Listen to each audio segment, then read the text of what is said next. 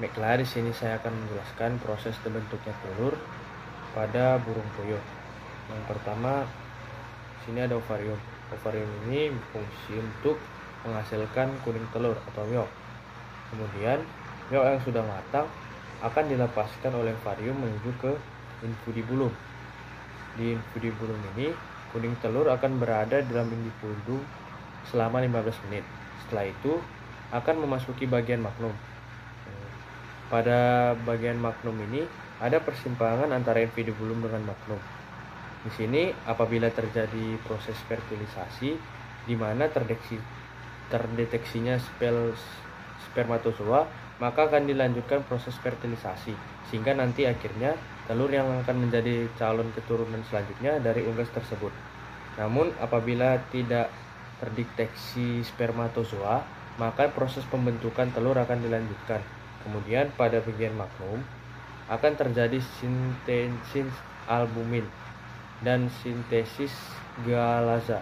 Proses ini akan berlangsung selama 3 jam. Proses di mana permulaannya dimulai dari hati, di mana sel-sel hati menghasilkan asam amino dari protein yang diperoleh dari makanan. Sintesis albumin juga terkandung ovalbumin. Ini merupakan salah satu jenis protein yang ada di dalam putih telur yang mempunyai kemampuan untuk membentuk buih. Kemudian ovomucin merupakan protein putih telur yang berbentuk selaput yang tidak larut dalam air. Ini berfungsi untuk menstabilkan struktur buih. Kemudian ada globulin, merupakan protein yang menentukan kekentalan putih telur dan mengurangi pencairan putih. Globulin mempunyai tegangan permukaan yang rendah sehingga membantu tahapan pembentukan buih. Sintesis galaza atau sel telur yang bergerak melalui oviduk, kelenjar gazala yang memproduksi cairan yang mengandung protein, air, dan ion. Cairan ini dikeluarkan untuk membungkus sel yang bergerak melalui oviduk. Kemudian setelah magnum dilanjutkan pada bagian isthmus. Di dalam isthmus ini terjadi selama 1-2 jam. Di isthmus ini terjadi sintesis membran kerabang.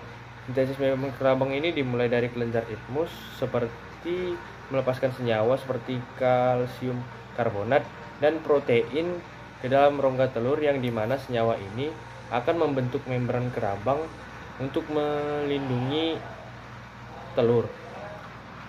Setelah isthmus, maka dilanjutkan proses sintesis kerabang yang dilakukan oleh kelenjar kerabang. Kelenjar kerabang ini akan melakukan sintesis kerabang di mana menghasilkan kalsium, natrium, dan kalium. Fungsinya adalah untuk membentuk kerangka atau cangkang pada telur.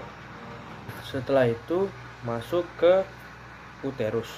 Di uterus ini merupakan tempat untuk pembentukan kerabang telur.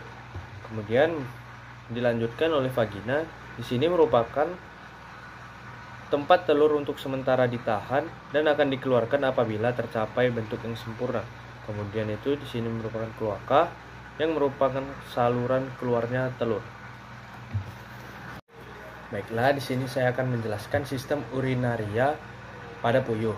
Sistem urinaria pada puyuh ini adalah bagian dari sistem ekskresi yang berfungsi untuk membuang zat-zat sisa metabolisme dari tubuh.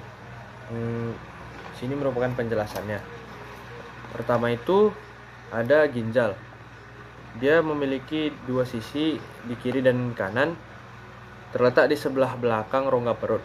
Ginjal ini berfungsi untuk menyaring darah dan mengeluarkan zat-zat sisa metabolisme seperti urea, asam urat, dan kreatinin.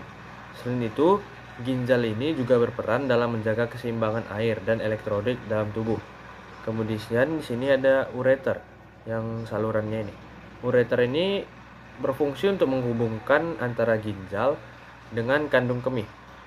Ureter ini berfungsi untuk mengalirkan urin dari ginjal ke kandung kemih. Kemudian yang terakhir ada kloaka. Ini merupakan organ yang berfungsi sebagai tempat keluarnya urin.